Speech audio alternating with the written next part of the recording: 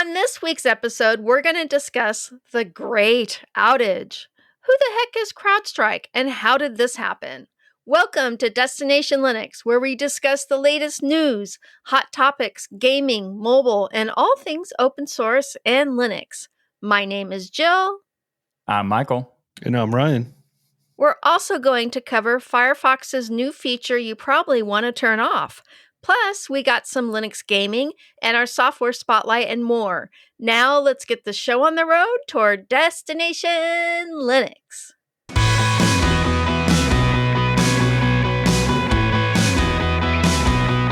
So our feedback this week comes from William. William has this to say: I've never met Michael. Some things you should be thankful about, William. That's what? How? I mean, Michael is amazing. Is such a wonderful thing to happen. So I think you have to look up because he's very tall. So I mean, that part is true. Yes, but he has given me the coldie. See what I did there, Michael or William? I'm going to be honest with you. No, I did not see what you did there. In fact, I had to wait until we were doing our pre-show and ask Michael, what did William do there? And Michael explained to me that, I mean, I got the K of the coldie, but I didn't understand what it meant. Yeah, it was a silent E, I assume, because it took me a little bit. I was staring at it for like a minute or two, but I think it's supposed to be cold, as in like, you know, catch a cold.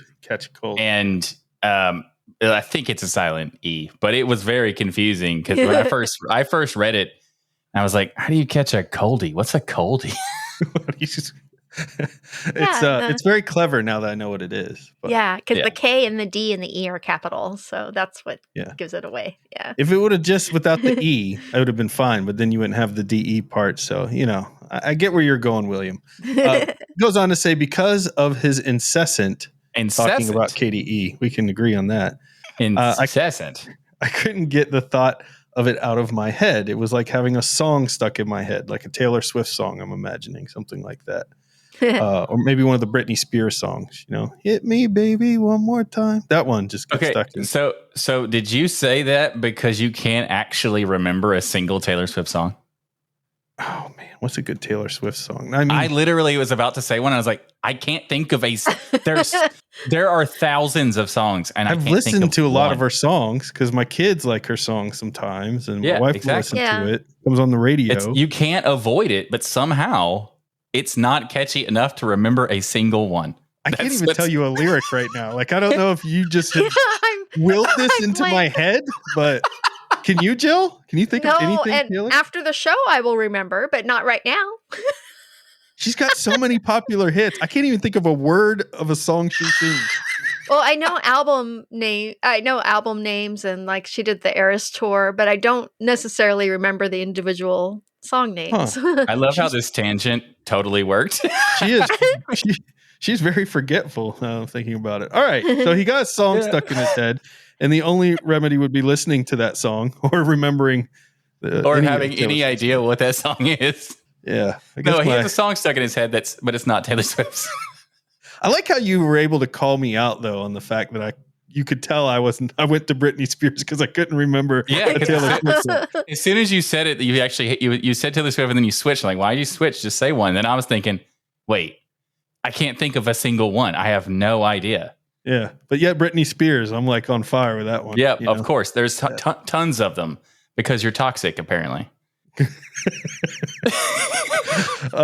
Sorry, William. He goes, well, I convinced myself to try KDE Plasma 6, and after over 10 years of using XFCE, which is where you should stay, I couldn't help myself. I didn't want to stop using KDE Plasma. Hopefully this won't inspire another KDE filibuster from Michael, but I had to say something. No, we won't allow Michael to say anything. Speaking of KDE, I've been using Plasma 6.1 for a while now, as they released it, and it is awesome. That's all I wanted to say. William goes on to say, silliness aside, I really enjoyed the show and the quality of the content the three of you offer to the Linux and open source community. In my opinion, thank you. You have one of the best Linux podcasts. Why do you have to put one of? It's the best. It's the best. It's the best. I mean, we're not biased in any way whatsoever, but it is the best. We have done studies. I mean, I have done a double blind study I closed my eyes and asked my mom, and she said it was great. And so, yeah, there you go. Yep. And he looks forward to the show every single week and tells us to keep up the good work and God bless. Well, William, I'm sorry that Michael is stuck in your head like a bad Taylor Swift song, of which we'll go unnamed because we can't think of any. But, it is true that to get the songs out of your head, you have to listen to them. And KDE is a great place to end up in that little puzzle there. Man. Yeah. I just realized the better person would have picked, in order to have like the song stuck in your head, would be like Katy Perry, because you would KDE Perry. Oh my gosh, what is wrong with you?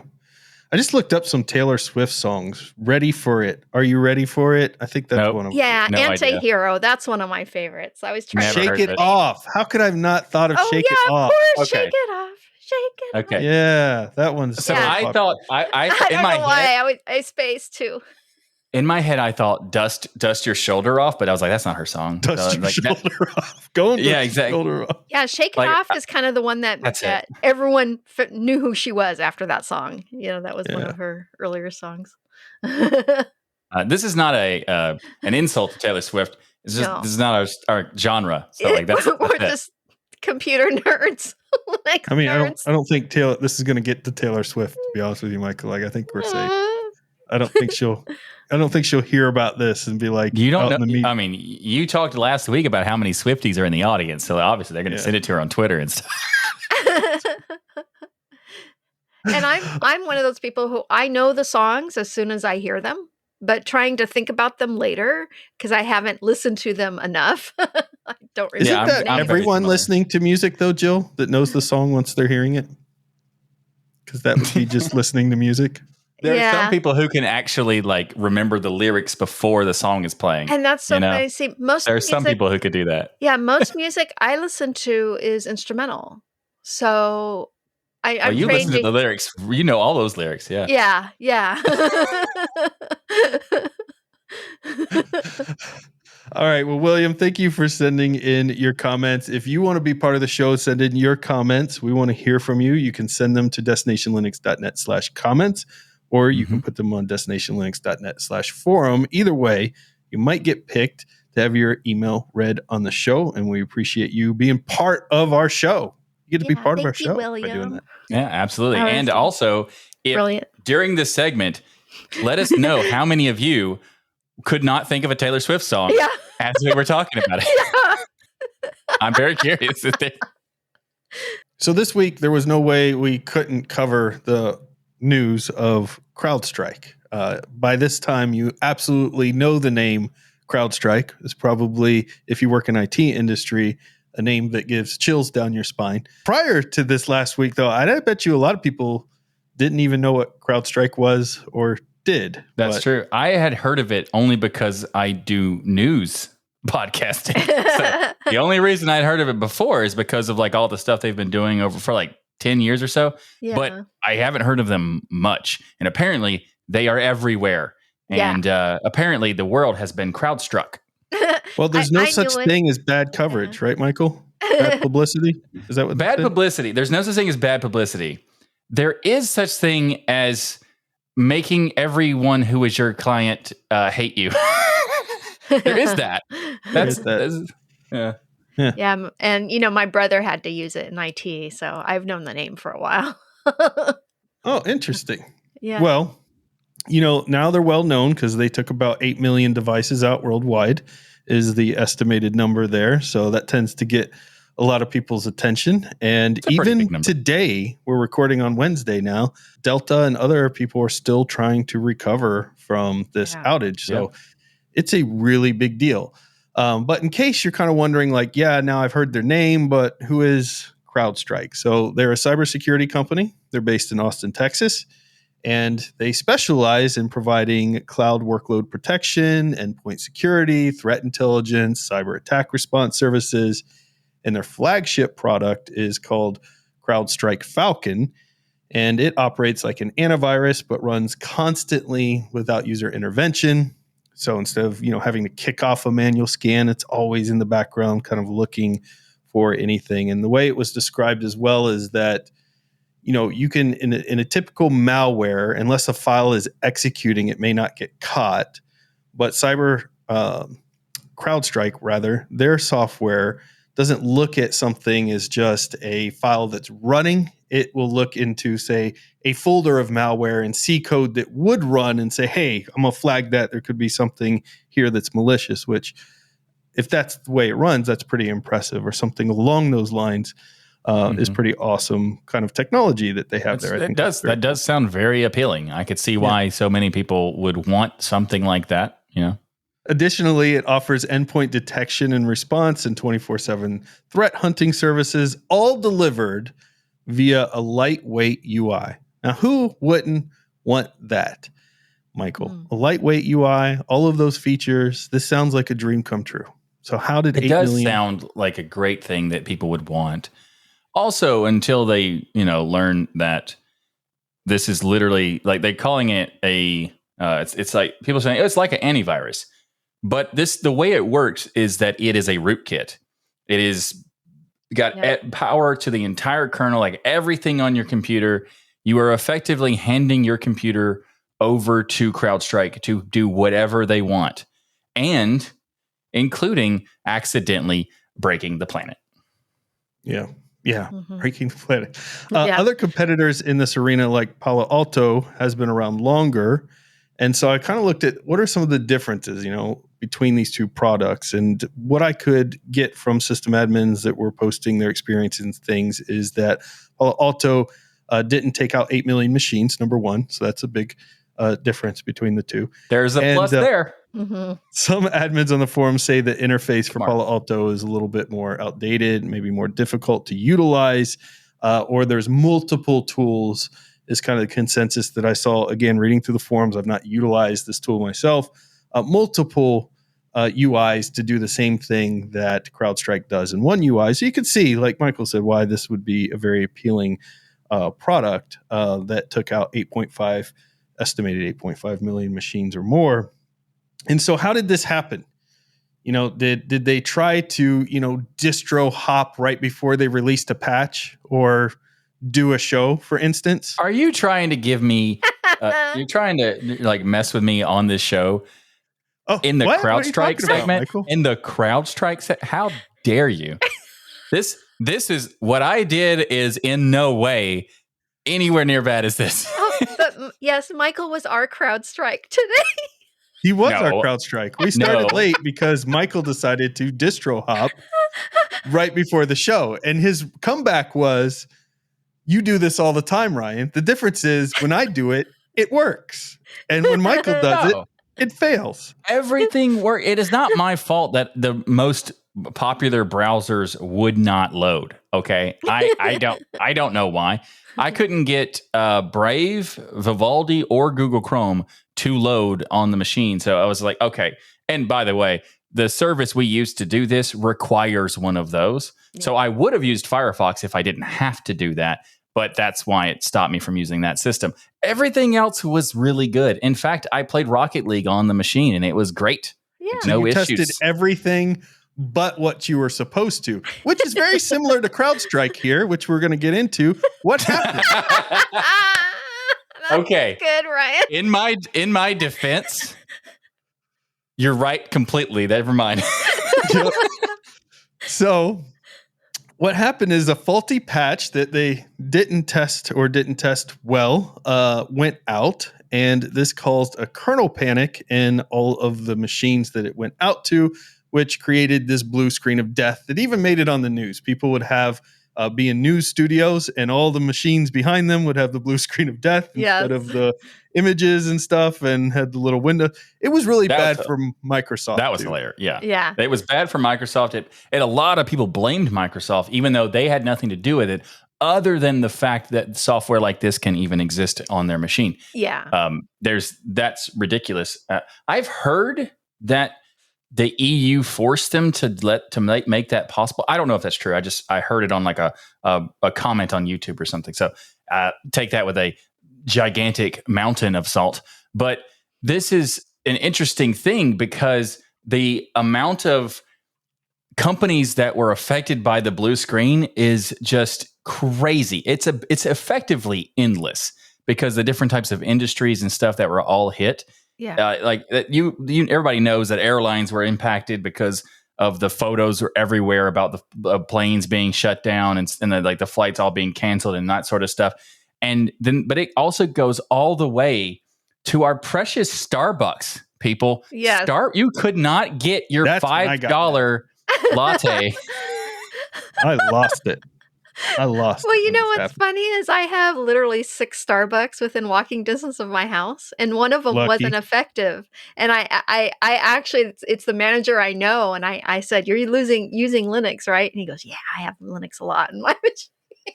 Nice. How busy was that one? Packed, because everyone couldn't get them at the other Starbucks. Couldn't get that their is orders.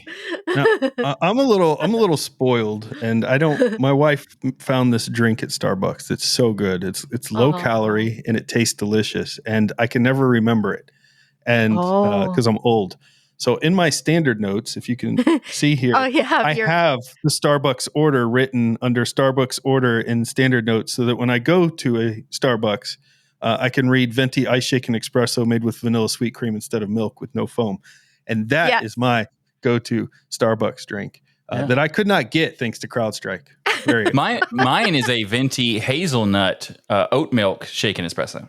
Oh, that's a little and mine is a venti vanilla creme frappuccino with a caramel drizzle and extra vanilla syrup. Is creme just a fancy way of saying cream? Yeah. Yeah. And but it's no coffee because I don't like coffee and I can't have caffeine. So it's it's basically like a vanilla shake, but it's half the calories and it's just as good. Frappuccino had coffee in it though. No. Okay. Not as long as it says creme. That's they have vanilla creme, strawberry creme, caramel creme. Yeah, as long as it has the creme in it. Then for those of you who have never been to Starbucks, you're welcome. People who don't like caffeine or what coffee. A tangent. We are. This is a tangent-y episode, isn't it? You know. Speaking of Starbucks, people, let's go into just kidding. I did actually take a photo of my Starbucks that did not have it wasn't able to take orders because in the drive-thru they even had the screen that used the scan turned to the drive-thru to show everybody the blue screen of death, so that no one would complain about the stuff not working. It's pretty smart. So the problem is, and why this has taken so long to recover from this, is the fix is very manual, requiring you to get to a rescue mode or manually reboot 3 to 15 times in hopes that the new code is pushed in one of those attempts, or recreating all of your VMs manually is another potential one. And I saw multiple posts from IT folks and administrators talking about pulling 48-hour straight shifts and things trying to recover their machines. And first, I just want to stop and say thank you to all the amazing administrators out there. Yeah, because they were working their butts off. You got everything back up and running so people like us could go get our Starbucks and people could get home from the airport and things like that. More importantly, that is more important. Yeah. Yeah. And get banks back up and operational because the financials and everything were hit too. Yeah, and that's what was really scary. Were surgeries that were being postponed, like emergency surgeries.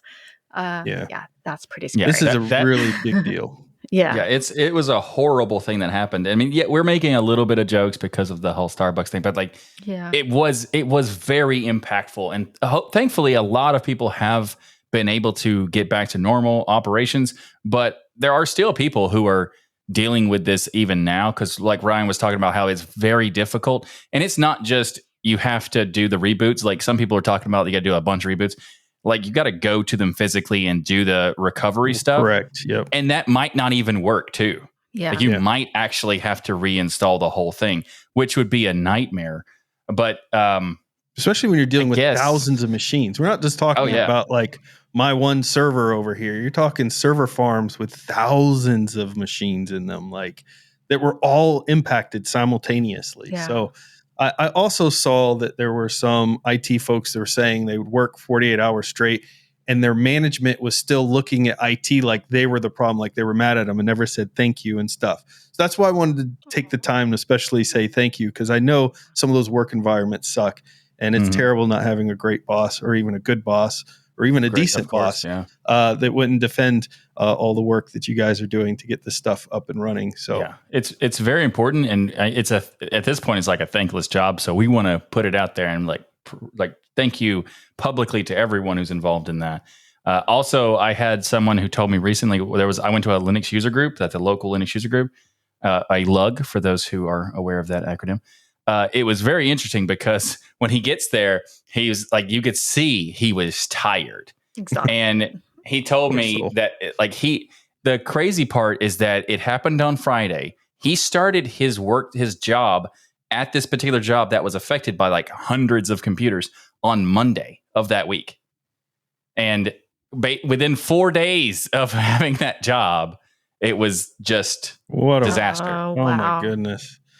Well, trial by fire for sure in that one. By the way, Michael, about your European CrowdStrike key, it is true that in 2009, Microsoft entered an agreement with the European Commission to allow third-party security applications like CrowdStrike to have the same level of access to the Windows kernel as Microsoft's own products.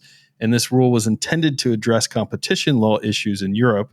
Consequently, software like CrowdStrike can run at low level within the kernel, which maximizes visibility for anti-malware malware purposes. Okay, so there you go. So, okay, EU, that was stupid. Usually I don't give judgment like that. I'm much nicer about it. That was stupid, because guess who also is using that? All of the people who care about their games and stopping cheaters and then putting stupid like rootkits and like games don't need this and all this. Anyway.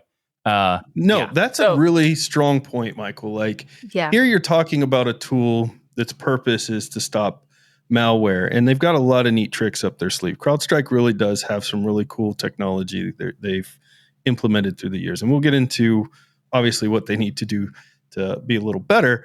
But that's one thing. I still don't even think that should exist for there, because I still think that whether it's CrowdStrike or any other company running anything at a low-level kernel, that still could be accessed by hackers and other people to do malicious things with it. Just because you're doing it to track malware doesn't mean somebody else can't use the doors that you open to do that to do something else in a low-level kernel. It's just not a great idea in my mind. And if you in the audience know more about it and you think we're wrong, let us know. Like, write us an email and let us know why we should reconsider that. But to me, it should be kind of off limits. In any case, gaming, you know, what you were saying, Michael, like games are now coming with DRM that runs on the lowest levels of the kernel to scan for anti-cheat. And this which was impossible prior to this stuff, you know? Easily be compromised by the bad guys. Yeah. Yeah. And also, they're not even security like experts like CrowdStrike, right? Or Palo Alto. They're not security experts. They're still making this rootkit to run on your system. And in some cases, like the one I talked about for League of Legends, I made a video about this. They made a rootkit that is running at all times, just like the CrowdStrike thing does. And like with CrowdStrike, at least they're trying to do something good. And with the Riot Games people, like, you're just trying to annoy cheaters. There are thousands of ways to address this.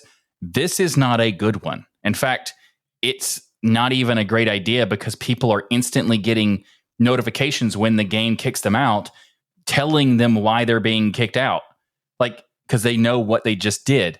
So you're like, there's the whole actually like the idea of batch banning, where you ban a bunch of people all at once so they don't have an idea of like what caused them to get banned, and you're just telling them outright. So you're not even doing it right anyway. Well, I saw this post that I thought was interesting. I didn't follow through with it, but I'm always looking at the security stuff and things. And someone was asking, hey, I want to cheat in the Call of Duty, which runs one of these very strong DRMs that we're talking about here. Where can I get some? And they're like, oh, there's hundreds of them for free sitting on Discord servers, you know, in different places. Oh, yeah. Not just Discord. And so there's, with all of this DRM running at low level kernel, you still have not stopped the problem. So the problem's still there. Yeah. It's still such a massive issue. Yeah. And meanwhile, you're opening up your machine to this thing that's supposed to stop it that hasn't. So it would be one thing if this anti-cheat stuff had just stopped cheating entirely. It's gone. It's a dead issue. But it hasn't. It's just done basically nothing. Nothing. It's the whole concept of the people who are affected most by this are the people who would not do it in the first place, right? Yeah. Exactly. And there's so many different examples of companies trying to stop the bad guy or whatever the reason. It doesn't have to be like a technology thing, but trying to stop the bad guy from doing something, and you're only making it painful for the person who would not do it because there are many ways around whatever you're putting in place. And the funny part about the Call of Duty one is that even if you create this DRM to stop these people from using the cheating in first-person shooters, they can literally buy a monitor. And this has been around for years that has a crosshair built into the monitor that lets them cheat, and you have no ability to know. And there's now AI-powered monitors coming out for the purpose of cheating, which means that your system, all of your anti-cheat will do nothing. Yeah. Yeah. And you wouldn't download a car, would you, Michael? So absolutely. I would download a car for sure. Well, the companies that were affected by the CrowdStrike outage really need to think more about diversifying and making backups, like 3 backups. Yeah. I mean, that's so you'd true. be unhackable. I mean, okay, so they should run their systems on floppy disks, Michael. And what Jill is saying is that we need to bring back the floppy. Yes. And then we'll actually introduce an anti-cheating system for the floppy, and we'll call it "Don't Copy That Floppy." Yes. Don't copy that Absolutely. floppy. Wow. No, I mean, I would imagine, Jill, most of these places had backups. Yeah, I think you're right. But I think what you're probably referencing is that you would want a mirror site that's kept offline that maybe is not getting. So the thing with CrowdStrike, as I understand it, is that typically a system admin can hold an update from going through, but they have this very fast, immediate threat remediation system in CrowdStrike. Mm-hmm. That's one of the things that they kind of tout as one of their advantages. And so when they find something they want to fix or update that could be exploited, it's immediately sent out. And it doesn't seem like anybody has a choice to accept it. It just goes through to the system. Yeah. And so this is a problem. Like, I get the idea of why they want that, right? Because you can immediately patch these systems. At the same time, you have this huge risk of this happening. So if you had a mirror site that didn't have CrowdStrike's immediate push through, then you may have been able to fail over to a mirror site of some kind, but that's extraordinarily expensive for a lot of businesses to do. But obviously this cost a lot of money to go through this pain as well. So probably companies are thinking of doing something along those lines. There's a lot of things they could have done here to improve. CrowdStrike specifically released a letter about some of the things they're going to do, is promising more thorough testing of its content updates. I think that would probably be a good idea, CrowdStrike, to kind of test this stuff some more. Improve its error handling and implement a staggered deployment. Imagine that. I mean, they even said that they did staggered deployment before. I'm pretty, because it was asked, I forgot who asked this, but there was like some interview asked the CEO, and it was like, don't you do that? And they were like, yeah, but but what? It's staggered in that it's 3 neoseconds in between each roll. Oh yeah, probably. Yeah. But also it's funny because they're saying they're going to do more testing. Not a security guy, could be wrong, but there were people reporting that this file was completely corrupted, and that when it was run and pushed out to any machine, it would break. Like it would guarantee a break. So if they tested it at all, it would have broken and they would have seen it. So if that's true, then more testing is just any testing. Here's what I bet, Michael. Here's what I bet. I don't know this. This is Ryan just guessing, but I bet their testing involved AI. And AI said, yep, good to go. Right and they on. sent it through. I would probably Right put some on, money Ryan. on my guess that I'm right, Yeah. but Yeah. I bet you that's what's happening. I bet Something you. They along also they could have pushed it to an AI testing thing, and then the computers all get blue screen. And the AI is like, "I like blue. This is good." because Yeah. it hallucinates. It's like worked great. It's perfect. Yeah.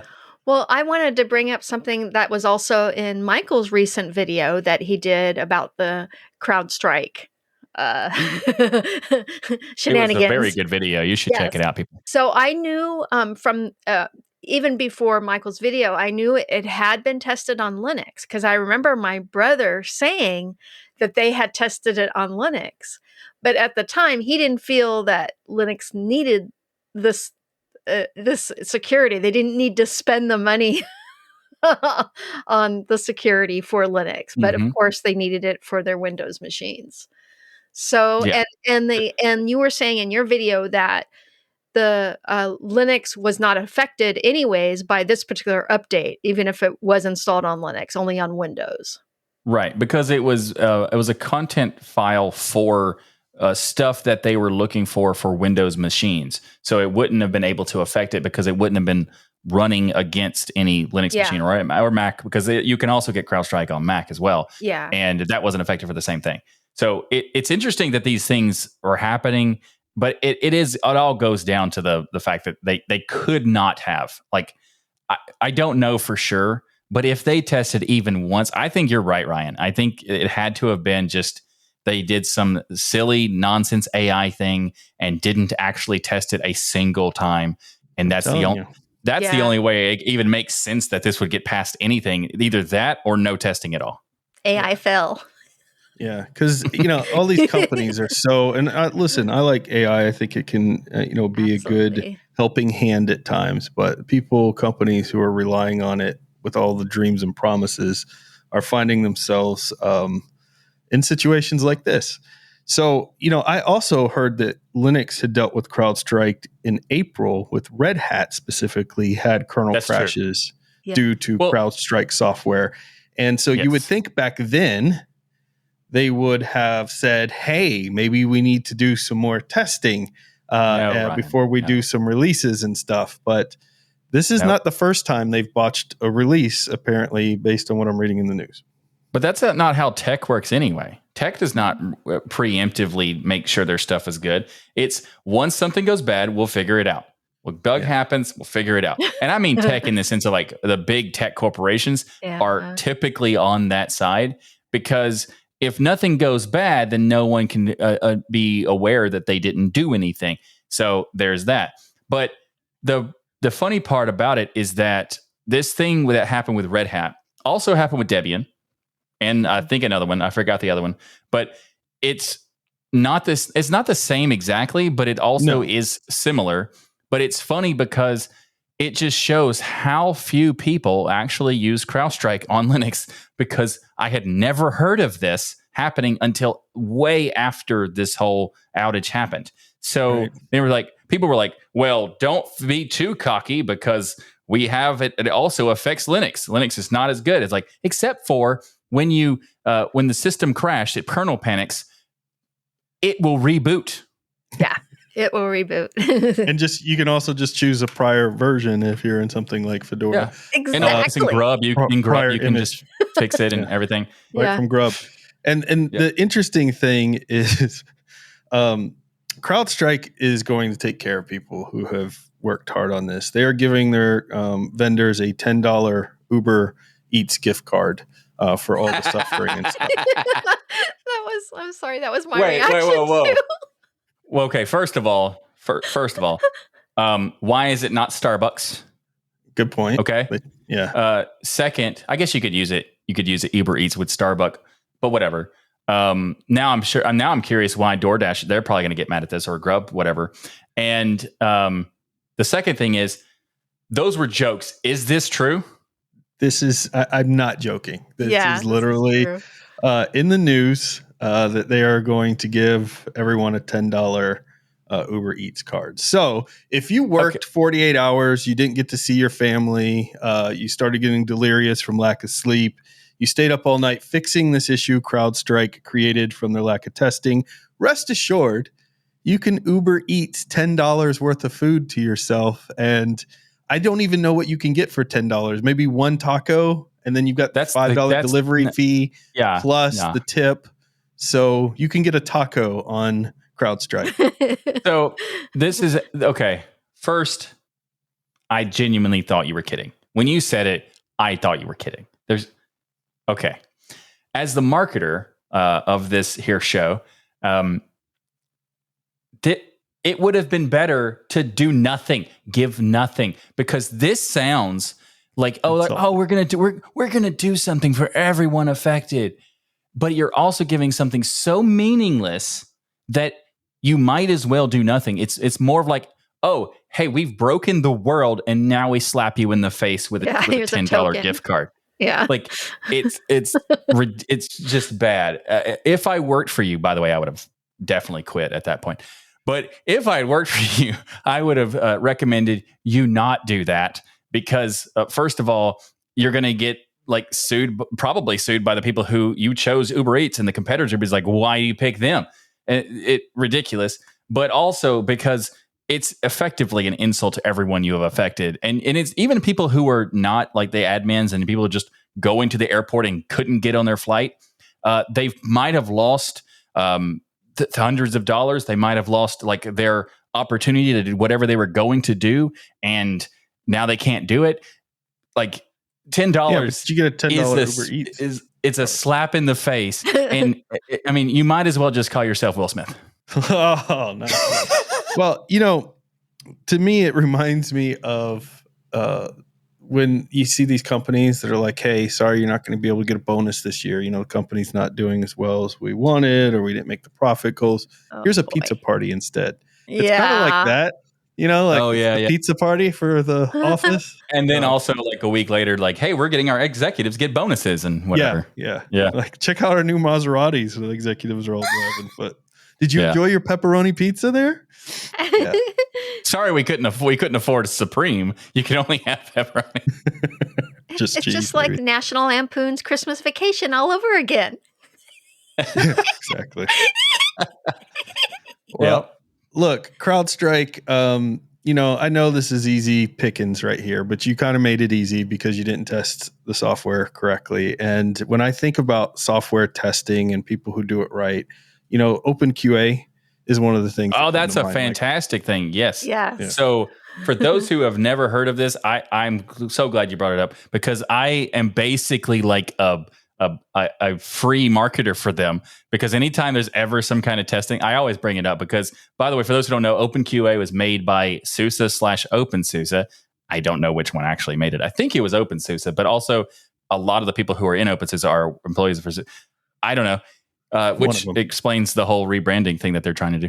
So the OpenQA thing is very cool. So for those who don't know, it is an automation system for QA testing. And it is not just AI stuff. It's something that humans made for the purpose of benefiting other humans to test things. It actually spins up VMs, tests it, and then spits out reports on whether it worked or not. It doesn't even just better than have that. AI review the code, Yeah, it's not an AI thing at all. It's cool because you write these automation test things, and then it runs it through. And if you make any changes to the system, you can change the script, the automation stuff, and test it over again, and all these things. And you can do it on a huge scale. But in addition to that, you get reports, like Ryan said. And if it's like a visual test, which it can be like a piece of software, or it could be an entire desktop, like the whole thing could be done. And it will make a video of the entire test and show you what it's doing, show you hot points of what created the issue and everything. It is such a cool piece of software. And CrowdStrike, you might want to check it out. Mm-hmm. Yeah, definitely check it out. That's the big key here, right? The damage is done, and I don't know if CrowdStrike, frankly, can recover from this, but they have some cool technology. They obviously have some talented employees. I'm just guessing again that there's some executives and things that made some decisions to either just use AI or skip testing. Something's really broken, and you need to fix that. And once you fix that, maybe people will continue to give you another chance. But I would imagine CrowdStrike's losing a lot of customers right now that are probably going to some competitors and things. But that doesn't mean you can't recover. You just got to do something better than a $10 Uber Eats card. Yeah. And also the people who are affected by this is like everybody. It's very rare. Imagine that the people lawsuits are not affected. Imagine the amount of money with something like Delta Airlines being out of business for a week. How much billions? Like Delta shut down like a few hundred, maybe a couple thousand flights over the course of this period. And then also like other airlines like American and stuff are shutting down flights. And then it's not just US stuff. It's also airlines around the world shutting down flights. And this is just that industry alone is billions of dollars of damage. There are people who have done like reports of like trying to figure out how much damage was actually made. And they are estimating in the trillions. So what? Yes, oh they said God. because of hospitals, because of airlines, because of banks, because like every company that was using a payment processor that actually used the CrowdStrike, they couldn't do their business either. And it was just the payment processor themselves also indirectly affected every other company that didn't have Windows, didn't have CrowdStrike, didn't matter because they were affected on the retail side. So it goes to this huge level, like everywhere. And also Starbucks. I mean, we're going back to this thing, but I'm just kidding. It's just crazy because it makes sense that having all of these industries and all of the amount of companies in those industries combined, it probably is. And you said that they could come back from this. I'm not a lawyer. I don't know, no idea what this lawsuits are going to happen. But as a marketer, this is very difficult to come back from. Like this is very hard. The only way I could imagine they would come back is bankruptcy and come back. Two things. Yes. One is to burn the brand entirely and make a whole other brand and just start over. That's all I could. That's one. But the other thing is to do some kind of gesture that actually justifies like people forgiving you. What that could be, $10 I have no idea. No, maybe 15, maybe 20. I don't know. Not $10. 10 is not enough, but 20 maybe. But $10 Uber Eats and a $10 DoorDash, because if you just have Uber Eats, what if it doesn't work on your particular phone and or your area? I feel bad for Microsoft too. I really do. I don't say that easily that I feel bad for Microsoft, but they were like, a lot of the headlines were Microsoft takes out 8 million computers. Yeah. Microsoft, and I'm like, and especially learning about the EU situation, like obviously Microsoft didn't have an option got a bad here. situation. This is a really tough situation for them to be in, and their reputation was severely harmed by this as well, with that getting out there. So, it wasn't Microsoft's fault, people. But at the same time, there's a lot of things we can blame on Microsoft. This ain't one of them, probably. Yeah, not this one. I mean, I almost was going to go at them and say, they shouldn't allow that access, but they don't have a choice. So thanks, EU, for that one. Well, it's funny because until this CrowdStrike thing happened, I didn't know that they didn't have a choice. Right? I only we talked about it on the show, and I didn't know until maybe yesterday that they had this problem, and that's such a huge thing. That how did that not get press? How did that not go anywhere? That it probably did. It's just People didn't think it would be a big deal. Disappeared in the ether. Yeah, because it probably got some press, but everyone was just like, what's a kernel? You talking about popcorn kernels? Like the most public is not going to understand what that even means. That's true, but I mean, like the tech world should have been jumping on this, and the tech news. There's tons of tech news websites and all that. One bright thing to all of this, it was really comical seeing all those blue screen of death, sad faces on all the screens, bouncing around everywhere. I mean, and what was so funny was having journalists who like have never seen it before, and they're like, apparently they call this the blue screen of death. Apparently, this is a new thing that we. No, it's been 40 years. Shouldn't Microsoft replace the blue screen of death with some other animation at this point, like force a load of something else? Because it's so. It's funny. It's funny because this is like such a horrible thing, but at the same time, actually kind of good for Microsoft. So CrowdStrike. good luck.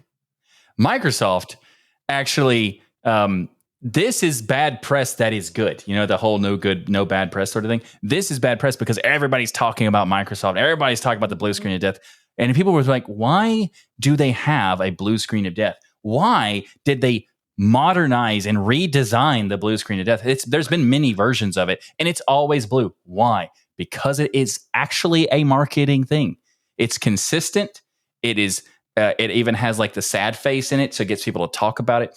This is actually kind of good in a marketing sense for Microsoft because it wasn't their fault. If it was their fault, that would be a problem. I thought where you were going to go with that is it's good for Microsoft because now they can use this to sue the EU to say we need to get this low-level kernel permission stuff out of here. I mean, I was just talking about the marketer side. That is fantastic. They should. Absolutely. All right. Well, we're going to move on from CrowdStrike. CrowdStrike, you've gotten your official beating from the Destination Linux crew. Congratulations. You've got your 15 minutes of you don't want this fame. But again, just to end this on something positive, thank you to all the amazing IT people for getting us up and running again. Absolutely. We appreciate you. Many of our listeners work for or want to work for the tech industry. And the last few years, it's actually been not so good because nightmare, maybe? Yeah, a little bit of a nightmare. Yeah. So a lot of people are losing their jobs and that sort of stuff. So, we decided to just pile on top of the CrowdStrike with this too. You're welcome. So during COVID, there was a lot. I know. We are a depressing show, apparently. That's why you get to enjoy our antics in addition to the depressing part. So we just want to take some time to discuss what's happened and where we think things will go, because like 2022 and 2023 were in a lot of industries, they were not great. But in the tech industry, it was there was hundreds of thousands of people losing their jobs in this.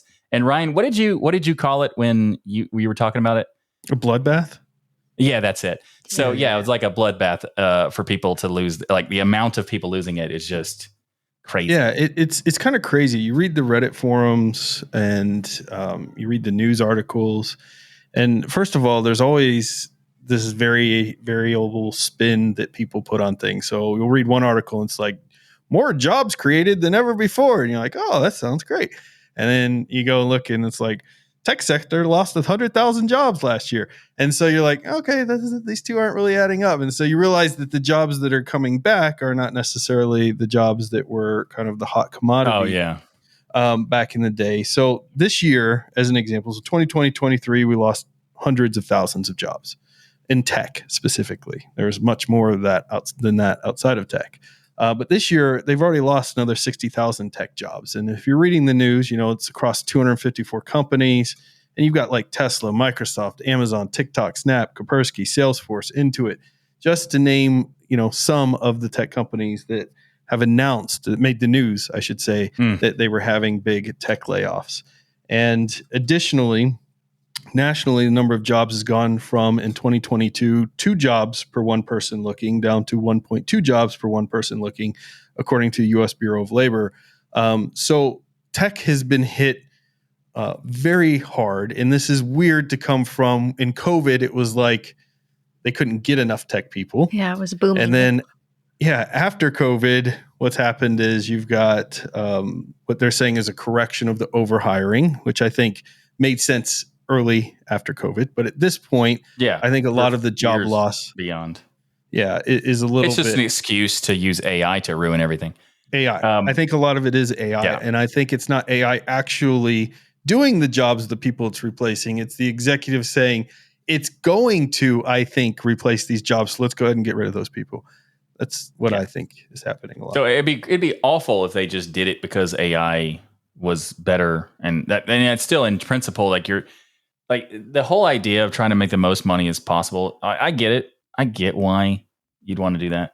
But there's an element of this ethics, morals. Have you heard of those words, people? I know you haven't, Ryan. It's okay. Well, I'll explain it. So ethics and morals is basically what you use to be a good person. And if you are if you're in charge of a tech company, like a big tech industry company like these Tesla, Microsoft, Amazon, the ones you were talking about, if you're in charge of that and you lay off people because of the possibility that you don't need them, you don't have those morals or ethics, in my opinion, because even if you didn't need them, you're still doing it for your wallet. You're doing it for your bottom line, and fair. that is awful. Let me ask you something, Michael. Mm-hmm. Can I go get my ice shaken espresso with my moral and ethics at Starbucks? Yeah. You could pay for it. You didn't expect me to say that. No. That's what executives, that's what they're thinking. And I agree with you. The thing is the difference between doing this and laying off these people will not touch the margin of whether or not you can afford to get Starbucks. Right.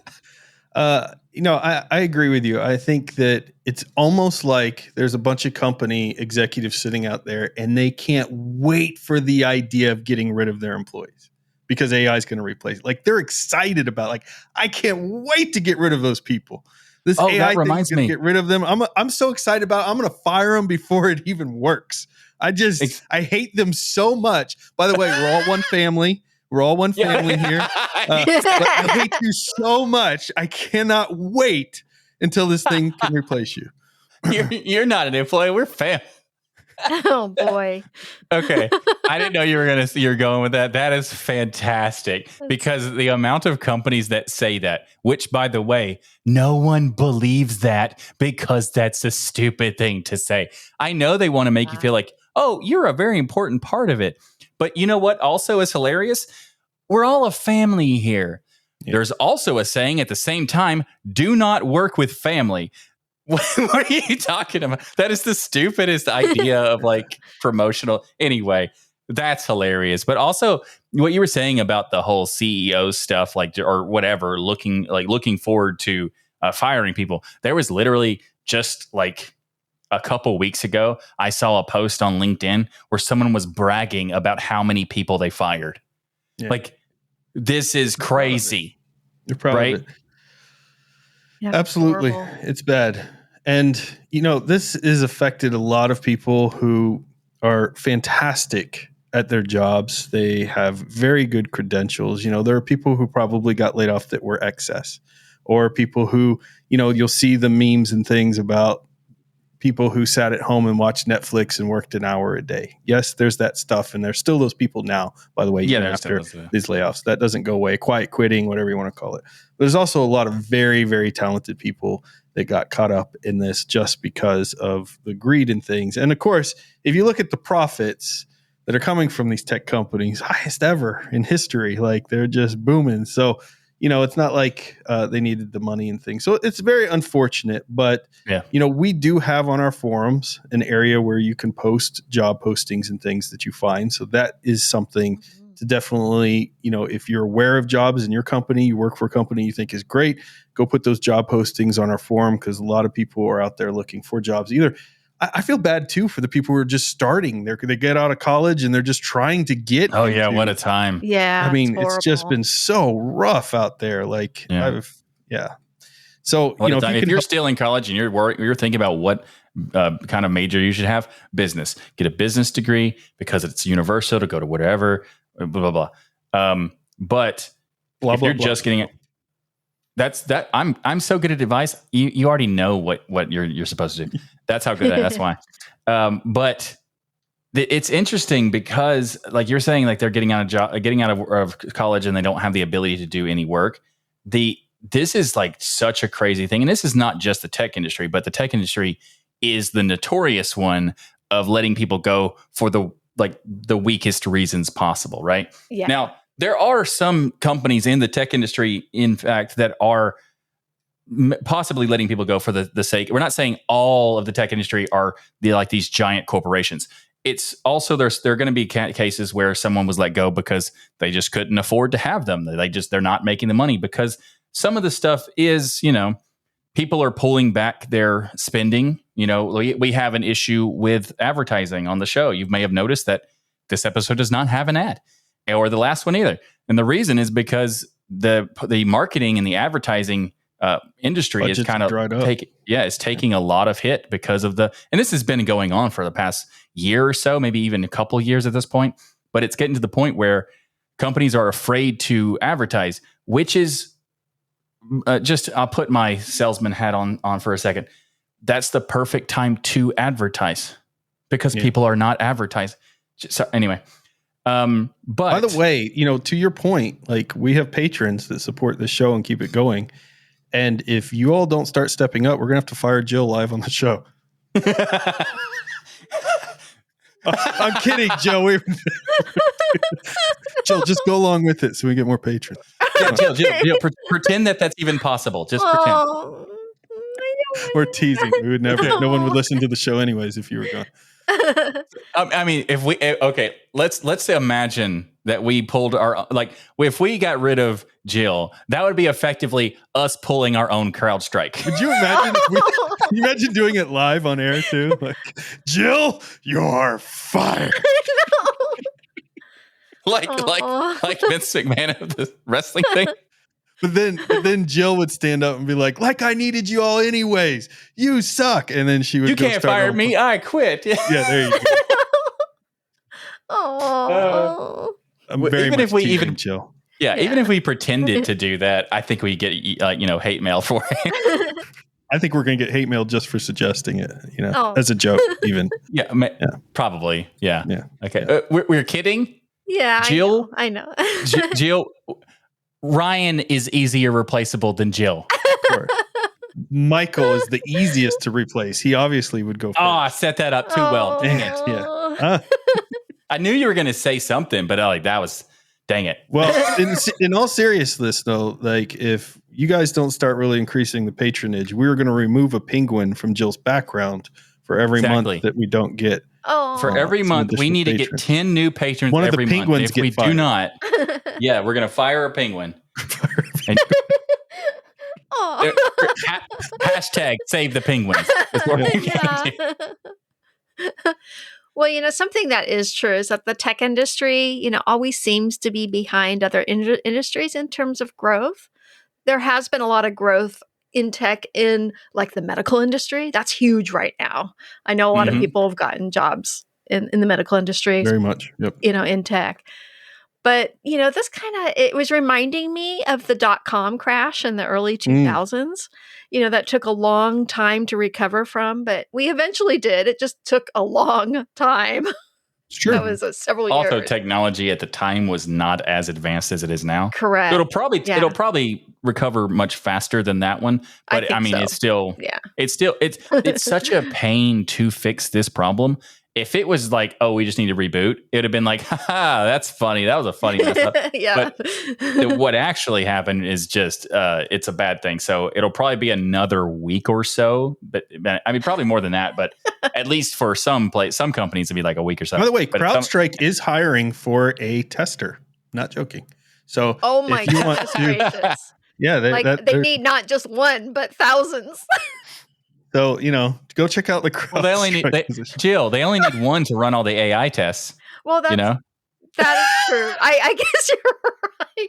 By the way, we're alleging that. We don't know that that's fact. We have no idea. We're just kidding. Also, it's kind of just a little bit of thing of we're a little bit joking about the whole people losing their jobs and stuff. And we're not saying it in this way of we're not joking about this actually happening, because just for reference point, there's this idea that when something is sad and depressing, you can either wallow in the sadness or you can make jokes about it and kind of laugh about it. And you can at least have a positive outlook on stuff and look towards the future. That's why we're doing it, because I lost my job recently. Yeah. That's an interesting point. Michael, you are one of the people who have actually been impacted by these tech layoffs. And in your case, it was rather abrupt as well. And so that's true. You don't get a lot of time to recover. So it's happened in a really bad economy. You're very highly skilled. Don't ever repeat it to anybody else. Can we cut that part out of the show? I am going to clip that and put it everywhere. You've lost a position, and so that's really a situation in which hopefully There's some people out there listening. They're looking for what are you talented in specifically? Marketing for sure, I know.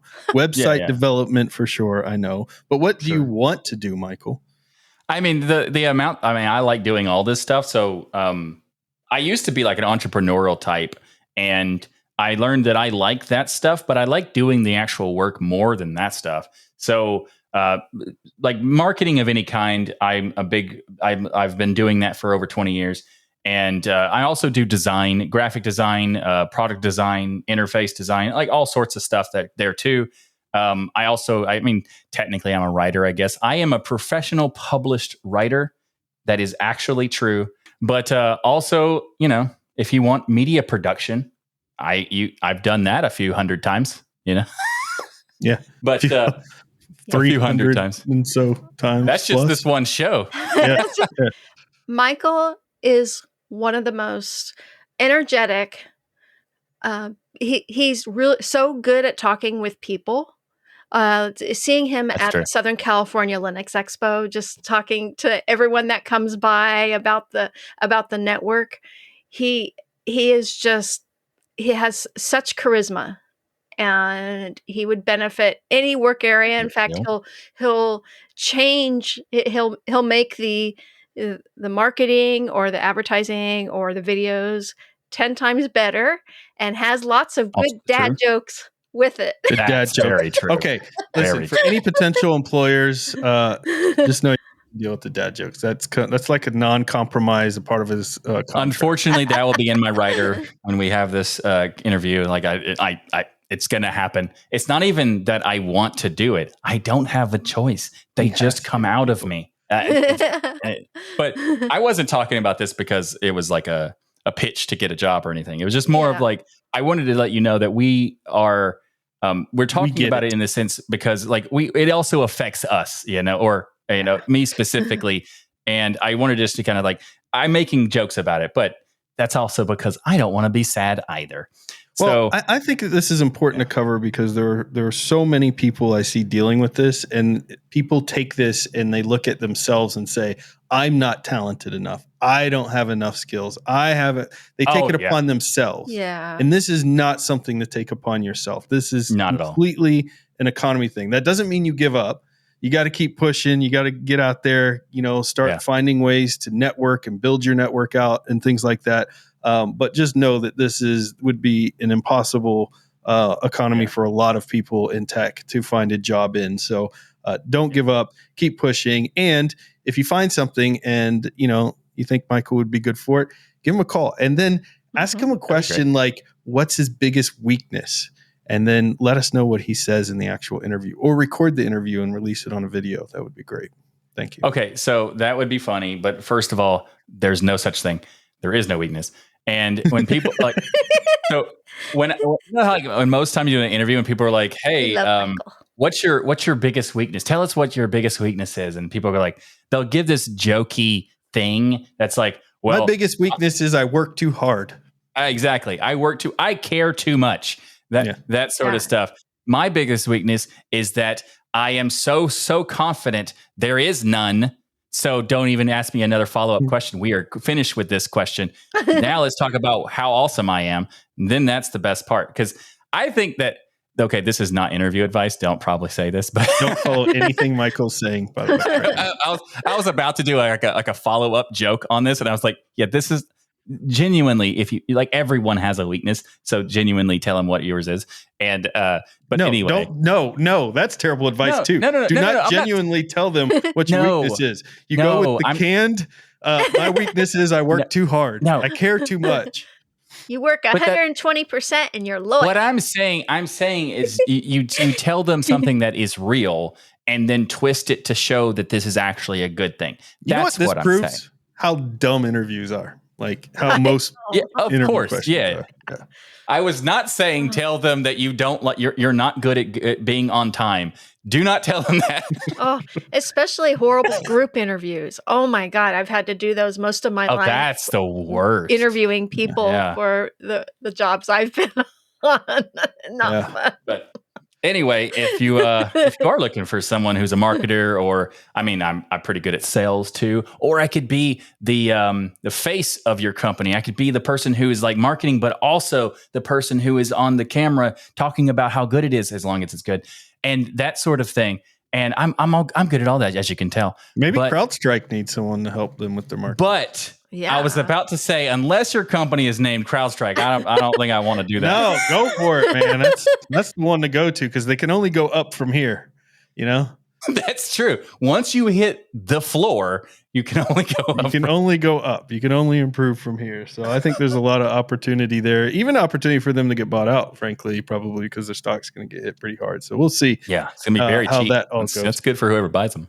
I was going to cover some news here with the Pixel 9, but we're going to save it to next week because we got so involved in these amazing discussions that we are already over time. So, Jill, hit us with some gaming, and then we're going to save all the other stuff for the next week. Okay. Something happy. Yay! Yay, finally. Yes, let's end on something happy. Yes. So if you work in IT with the week you've had since CrowdStrike, you need something fun, cute, and free. So our game this week is extremely kawaii and checks all those boxes, and it's called Space Odyssey. The game on Steam describes itself like this. Players play as cute food astronauts in a co-op party game. You play different ships, roles like pilot, gunner, shielder, and gatherer. Dark Hot Pot, a new team from the Space Academy, faces a colossal jellyfish alien devouring their planet. They must defeat it and save their planet. So Space Odyssey is an early access game that is extremely well done, and it really looks adorable. I personally love fun co-op games, especially one where you go on a mission on a starship with a crew and you have to collaborate with others to accomplish a mission. It's just so much fun and hilarity ensues. And, the unique and fun twist of this one is that it is wonderfully designed in anime kawaii. I think the first of its kind in anime, done in anime. It's beautiful. It has delightful characters, happy colors, and really cute sound effects. And I actually started playing the tutorials, and the controls are very well done for flying the ship, using the turret, shields, etc., etc. And best of all, like I said earlier, Space Odyssey is free on Steam, and it works on our Linux Penguins out of the box. Nice. It's a fun, happy game you can play after this week's news. Yeah. I'm looking at the videos right now, and it's actually very anime style, but it also looks like it's inspired by Marvel. Yeah, it does. A little bit of Hello Kitty too. Yeah. But it looks like it's the concept is like a big alien thing is eating a planet, and that's like that reminds me of Galactus from Marvel. But it says jellyfish, and I would just like to say that monster does not. It doesn't look like a jellyfish. It's an abstract jellyfish. That's a nice way of saying not at all. It's a jellyfish alien. It's a jellyfish alien. We don't know what jellyfish look like on Mars, Michael. We don't know what jellyfish look like on Pluto.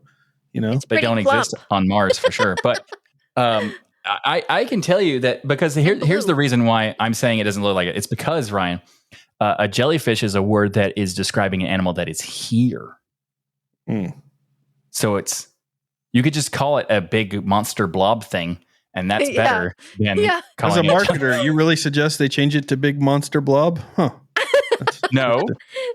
As a marketer, I am not suggesting that, Ryan. I'm suggesting a big monster blob thing. Very different. When you have the added word of thing, that's what makes it just pop. And thing be capitalized. Exactly. Actually, you would make the everything else like title case and then capitalize the thing, and it would just pop. Right? There you go. Well, we even had tips and tricks, and we had all kinds of cool stuff, but you're going to have to wait till next week because we're just too far over. And so a big thank you to each and every one of you. It's a big week. For supporting us by watching or listening to Destination Linux. However you do it, We love your faces. Come join us in our Discord at tuxdigital.com/Discord. By the way, if you want to listen to the show live, you can do that through Discord. So Discord's kind of like that one-stop shop there, where if you become a patron and watch the show live right through Discord. If you become a patron, there's also the patron-only post show that happens every week after the show.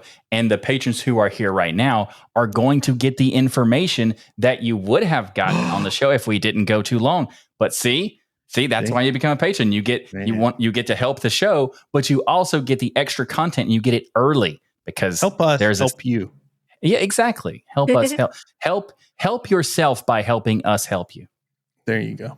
And if you'd like to do more things, there's also really cool perks that we have for being a patron by getting special access in our Discord server and so much more. So go to tuxdigital.com/membership to become a patron. And if you would like to support the show in other ways, we have many of those. You could become a patron. You could become a YouTube partner, whatever they're called. Memberships, super chats, whatever. Or you could also get some cool swag like this Tux Digital t-shirt that I'm wearing, or this I'm Unhackable t-shirt that Jill's wearing, and so much more. Or this cup. And that literally says nope, because that is accurate. It was not there. That's the only that is the only thing you've ever held up that is actually like kind of fits, because it says nope on it. Nope. Because what you're holding up is also disagreeing with you. It's not in the store. It's perfect. It's not in the store. There's many other things, just not typically what Ryan holds up. So go to tuxdigital.com/store to check out all the cool stuff there. There's hats, there's mugs, there's actual mugs, just not that one. And there's hoodies, and there's so much more. There's not that. Stop holding up stuff that we can't, because people might actually want wireless blood sensors. Not at all. Pixel 8 phones. That would be cool, but also probably not worth it. Cleaning cloths? Microfiber cleaning cloth? So a microfiber cleaning cloth is a very good idea, and then we might actually try to do that, because we did that for scale, and it was very popular. People loved that. I don't know if the store supplier we use can do that. Stop it. USB extenders? Yes. USB extenders. Not there. Mouse pads. There's mouse pads there. You can go get that. So there's cool. There is some cool stuff. So go check it out. tuxdigital.com/store. And make sure to check out all our amazing shows here on Tux Digital. That's right. We have an entire network of shows to fill your whole week with geekness or geeky goodness. I love how you purposefully tried to say the one that messed the one last week. So check out the Pseudo Show, which covers topics ranging from enterprise open source to cloud management with your hosts Brandon, Bill, and Neil. And everyone head to tuxdigital.com and subscribe. But Jill, they just subscribe. I don't know why it's so hard. All they do is go to those great shows and subscribe. Jill. Hey Ryan, say Jillificent. Hey, Jillificent. Oh no! Close enough. It's Ryan. She's angelic, so it's angelic. I like that one. Michael came up with angelic when someone in chat said angelic Jill. He liked that better than I like that one. Why don't they have names like that for me? Like, there's nothing. There's nobody doing like a cool name, Ryan Awesomeness. Ryan. I do have one for you, Ryan. Do you want me to tell you what it is? No, I don't want to get specifics. I'll tell you what it is after the show, so the patrons can hear it. There you go. So once again, everyone head to tuxdigital.com and subscribe to all our great shows. And don't forget to leave a rating on your favorite app so others can discover the power of open source and keep those penguins marching in the full Monte of Linux and open source awesome sauce. Sorry. Or possum sauce. Possum sauce. Everybody have a wonderful week, and remember that the journey itself is just as important as the destination and the marching penguins. Yes, and the possum sauce. Yeah. And the possum sauce. Also, it is as important as the marching penguins, except those penguins might be going away, people, if you don't become patrons. Remember, hashtag save the penguins. please help with whatever you can on Patreon, on YouTube. Shirts. Yeah, Whatever you shirts, want. buy shirts, whatever you By want. the way, we had an awesome person who they bought a shirt and they were like, you didn't charge me enough. Here's an extra $40 for no reason. Like they added a donation to it. I like, that wow. was nice. Wow. That was very nice. Yeah. Shout out So to thank them. you very much. Yeah. They may I have wish I saved remembered a the name. penguin's life. You Yeah. too can save a penguin's life. You did save a penguin's life, but that happened already. So this next week, once this is out, that's when it starts. Yeah. The countdown starts. Timer starts. As soon as you see this, the timer has started. Yeah. This show is crazy. It's This is really weird. This would have been a great Halloween show. It's so crazy. Oh yeah. Oh, Yeah, that would be that would kind of cool if we saved it and did a We get- Halloween, no. and then No, Jill. we'd record another show tomorrow or something. Yeah, we'll just record another show tomorrow. Michael has nothing better to do. Clearly. No, I know. No. We have way too much content. We can't. I have to go edit it now because Wendy's not available this week. So yeah, it's a lot. thanks for watching, everyone. We'll see you next week. And yeah, Love you. so hope you enjoyed this crazy. See ya. See ya. See ya. See ya. See ya. All right, we're gonna be ya. It's like you're 7.